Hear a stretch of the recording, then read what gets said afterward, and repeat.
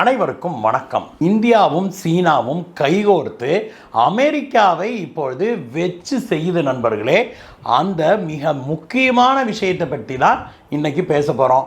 Trump என்னதான் இந்தியாவுக்கும் சீனாவுக்கும் எதிராக வியூகம் வகுத்தாலும் இந்தியாவும் சீனாவும் ட்ரம்ப்பை பயங்கரமாக வச்சு செஞ்சுக்கிட்டு இருக்கிறாங்க அப்படிங்கிறத பார்த்து உலகமே மூக்கில் விரல வச்சிருக்குது. இந்தியாவும் சீனாவும் எந்த விஷயத்தில் கைகோர்த்துருக்குறாங்க, எந்த வகையில் ட்ரம்ப்பை வச்சு செய்கிறாங்க, இதை பற்றிய செய்திகளை தான் இன்றைக்கி பார்க்க போகிறோம் நண்பர்களே.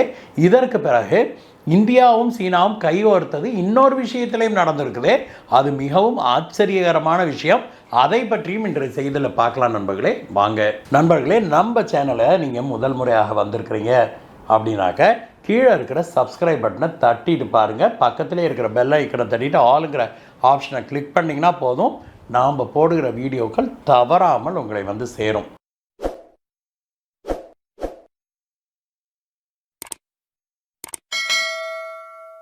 அமெரிக்க அதிபர் ட்ரம்ப் உலகத்திலேயே தான் அதிபுத்திசாலி, தான் மிகப்பெரிய பிஸ்னஸ் மேன் அப்படிங்கிற நினப்பில் தெரிகிறாரு.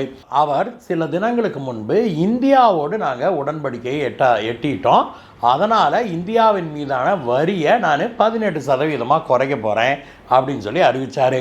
இதை அறிவித்த உடனே பார்த்தோம் அப்படின்னா பங்களாதேஷ் தான் பயங்கரமாக கதற ஆரம்பிச்சது. ஏன்னா பங்களாதேஷுடைய மிக நெருங்கிய காம்படிட்டர் யார் அப்படின்னா இந்தியா தான். பங்களாதேஷ் நண்பர்களே, நம்ம ஒரு விஷயத்தை நல்லா தெரிஞ்சுக்கணும்.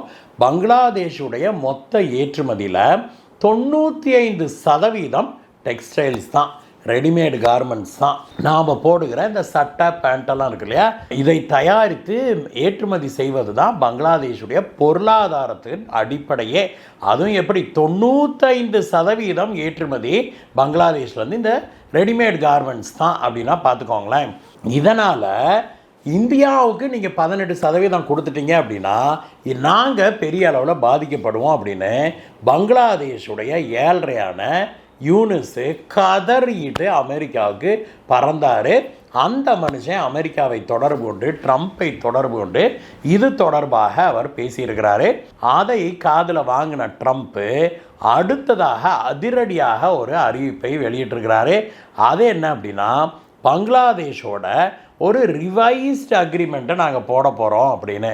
அதில் என்ன அப்படின்னா, பங்களாதேஷிலேருந்து அமெரிக்காவுக்கு ஏற்றுமதி ஆகிற பொருட்களுக்கு 19% வரி அப்படிங்கிறது ஏற்கனவே ஃபிக்ஸ் ஆனது, அது அப்படியே இருக்கும். ஆனால் பங்களாதேஷிலேருந்து அமெரிக்காவுக்கு ஏற்றுமதி ஆகிற டெக்ஸ்டைல்ஸ் இருக்குது இல்லையா, ரெடிமேட் ஆடைகள், அந்த டெக்ஸ்டைல்ஸ் பொருட்களுக்கு 0% வரி போட போகிறோம் அப்படின்னு சொல்லி அவரை அறிவிச்சிருக்கிறது இந்தியாவில் குறிப்பாக திருப்பூர், சூரத் போன்ற நகரங்களில் பெரும் அதிர்ச்சியை கொடுத்துருக்குது. காரணம் என்ன அப்படின்னா, இப்போ திருப்பூரை எடுத்துக்கிட்டோம் அப்படின்னா திருப்பூருடைய பனியன் ஃபேக்ட்ரி வந்து பங்களாதேஷில் தயாராகிற பனியன் ஜட்டியோட நேரடியாக மோதுது. அப்போது அமெரிக்காவுக்கு நம்ம ஏற்றுமதி செய்யும்போது பங்களாதேஷ்க்கு 0% வரி அப்படின்னா திருப்பூருடைய பொருட்கள் 18% கூடுதலாக இருக்கும். விலை அதிகமாக இருக்கிறதுனால நமக்கு ஆர்டர் கிடைக்கிறது கஷ்டம். கரெக்டாக இது வந்து இந்தியாவை பயங்கரமாக அதிர்ச்சி அடைய வச்சிருக்குது அப்படிங்கிற பார்க்குறோம். ட்ரம்ப்பு இதோட நிறுத்தல நண்பர்களே. அடுத்ததாக அவர் என்ன பண்ணியிருக்கிறாரு, அதே டீலில் இன்னொரு கண்டிஷன் போட்டிருக்கிறாரு பங்களாதேஷ்க்கு. அது என்னன்னா, பங்களாதேஷுக்கு தான் வந்து 0% வரி கொடுக்கணும் அப்படின்னா பங்களாதேஷ் வந்து தன்னுடைய பருத்தி நூல் இருக்குது இல்லையா, பருத்தி மற்றும் பருத்தி நூல், இதை வந்து எங்கே அமெரிக்காகிட்டிருந்து தான் வாங்கணும் அப்படின்னு சொல்லி அவர் கண்டிஷன் போட்டிருக்கிறார். இது வந்து இந்தியாவுக்கு விழுந்திருக்கிற 2வது அடின்னு சொல்கிறாங்க. ஏன்னா பங்களாதேஷ் வந்து ஆக அதிகம் இப்பொழுது பருத்தியையும் பருத்தி நூலையும் எங்கேருந்து இறக்குமதி செய்யுது அப்படின்னா இந்தியாகிட்டிருந்து தான். இந்தியாவுடைய ஆக பெரிய பருத்தி மற்றும் பருத்தி நூல் வாங்குகிற கஸ்டமர் யார் அப்படின்னா அது பங்களாதேஷ் தான். இப்படிப்பட்ட சூழ்நிலையில் பங்களாதேஷ் இந்தியாவை முழுமையாக கைகழுவி விட்டு நேராக அமெரிக்காக்கிட்ட போய் பருத்தியும் நூலையும் வாங்குது அப்படின்னா இந்தியாவுக்கு அது பேரிடியாக வரும். ஒரு பக்கம் நாம் பங்களாதேஷ்க்கு ஏற்றுமதி செய்து கொண்டிருக்கிற பருத்தி மற்றும் பருத்தி நூலுடைய ஏற்றுமதி அப்படியே நின்று போகும். இன்னொரு பக்கம் பார்த்தா நாம் உற்பத்தி செய்து ஆடைகளை அனுப்புகிறோம் இல்லையா, அமெரிக்காவுக்கு. அந்த ஆடைகளுக்கு 18% வரி. இந்த பக்கம் பார்த்தோம்னா பங்களாதேஷ்க்கு 0% வரி அப்படிங்கிறது அது இரண்டாவது அடியாக விழும். இதில் இன்னொரு காம்ப்ளிகேட்டடான விஷயமும் நடந்து கொண்டிருக்குது. அது என்னன்னா, இந்தியாவிலிருந்து ஏற்றுமதி ஆகிற இந்த டெக்ஸ்டைல்ஸுக்கு விலக்கு அளிப்பதாக அமெரிக்கா சொல்லி இருக்குது.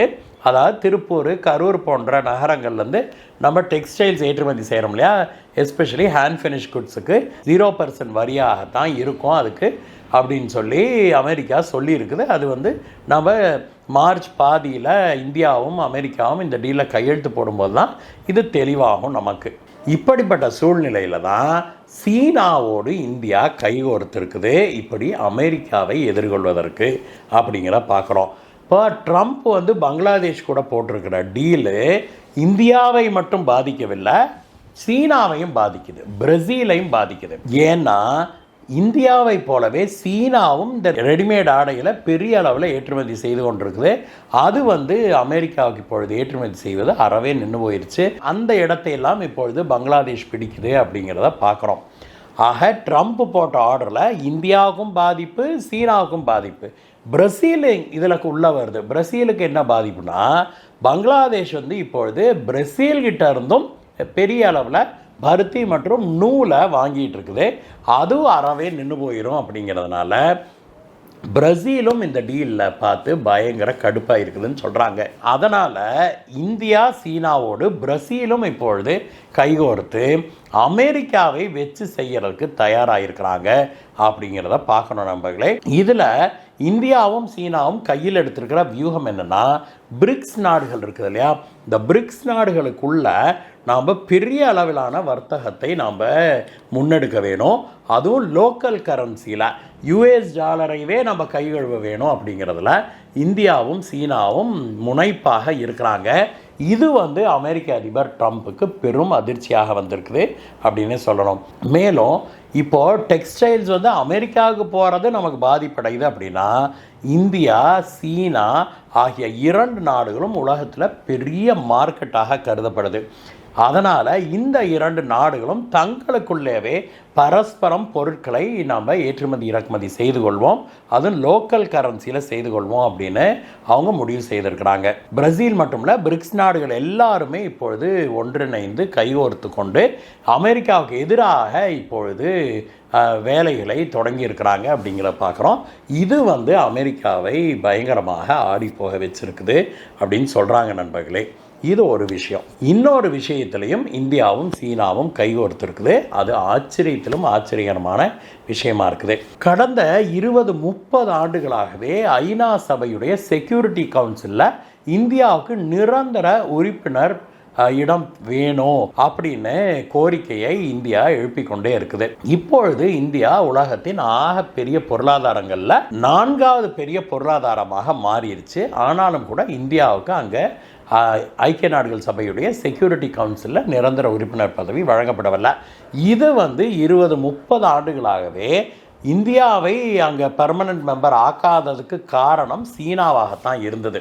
சீனா தான் ஒவ்வொரு தரையும் அதை வீட்டோ பண்ணி அதை தடுத்துக்கிட்டே இருந்தது அப்படிங்கிற பார்க்குறோம். மற்ற 4 P5 மெம்பர்ஸில் மற்ற 4 நாடுகளும் இந்தியாவுக்கு ஆதரவு அளித்தாலும் கூட சீனா ஆதரவு அளிக்காமலே இருந்தது.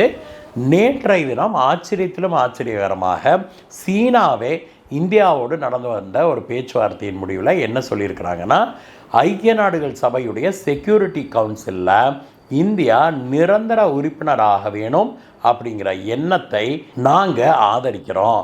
நாங்கள் அதை புரிந்து கொள்ளுகிறோம், இந்தியாவுடைய நிலைப்பாட்டை நாங்கள் புரிந்து கொள்ளுகிறோம், எங்களுடைய ஆதரவு இந்தியாவுக்கு உண்டு அப்படின்னு முதல் முறையாக சீனா சொல்லியிருக்குது. இது பயங்கர ஆச்சரியகரமான விஷயமாக பார்க்கப்படுது. இதனால் கூடிய விரைவில் இந்தியா ஐக்கிய நாடுகள் சபையுடைய செக்யூரிட்டி கவுன்சிலில் பர்மனன்ட் மெம்பர் ஆகிறதுக்கான வாய்ப்புகள் அதிகரிச்சிருக்குது அப்படிங்கிற பார்க்குறோம் நண்பர்களே. இது மட்டுமல்ல, இந்தியாவும் சீனாவும் பல ஆங்கிள்களில் பல லெவல்களில் இப்பொழுது பேச்சுவார்த்தைகள் நடந்து கொண்டிருக்குது. வர்த்தகம் ஒரு பக்கம், எல்லை பிரச்சனை ஒரு பக்கம். காஷ்மீரில் இந்தியாவுக்கும் சீனாவுக்கும் எல்லை பிரச்சனை வந்தது இல்லையா, அது தொடர்பாகவும் பேச்சுவார்த்தை நடந்து கொண்டிருக்குது. பாரத பிரதமர் திரு நரேந்திர மோடி அவர்கள் என்ன டார்கெட் செட் பண்ணியிருக்கிறார்னா, தங்களுடைய ஆட்சி காலத்துக்குள்ளாக இந்திய சீன எல்லையை நிரந்தரமாக நாம் வரையறுக்க வேணும் அப்படின்னு ஒரு டார்கெட் செட் பண்ணியிருக்கிறாரு. இதை நோக்கி தான் இப்பொழுது இந்திய சீன எல்லை பிரச்சனையுடைய பேச்சுவார்த்தைகள் நகர்ந்து கொண்டிருக்குது அப்படிங்கிற பார்க்குறோம்.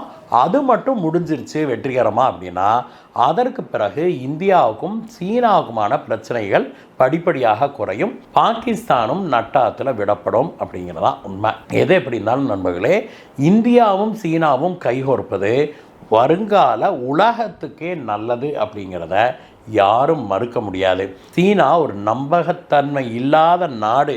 நாம் எதுலேயுமே சீனாவை நம்பி களமிறங்க முடியாது அப்படிங்கிறது உண்மைதான். அப்படின்னாலுமே கூட சீனாவோடு கைகோர்ப்பதில் தவறில்லை. சீனா நம்மளை பயன்படுத்திக்கணும் அப்படின்னு நினைப்பதை போலவே நாமும் சீனாவோடு கைகோர்த்து பயணிப்பதில் தவறில்லை. நாம் எந்த வகையிலும் ஏமாறாமல் இருந்து கொள்ள வேணும் அப்படிங்கிறது தான் நம்மளுடைய அவாவாக இருக்குது. இந்த வீடியோவை பற்றிய உங்களுடைய கருத்துக்களை சொல்லுங்கள் நண்பர்களே. மீண்டும் உங்களை வேறு வீடியோ சந்திக்கிறேன் கைஸ். பாய்.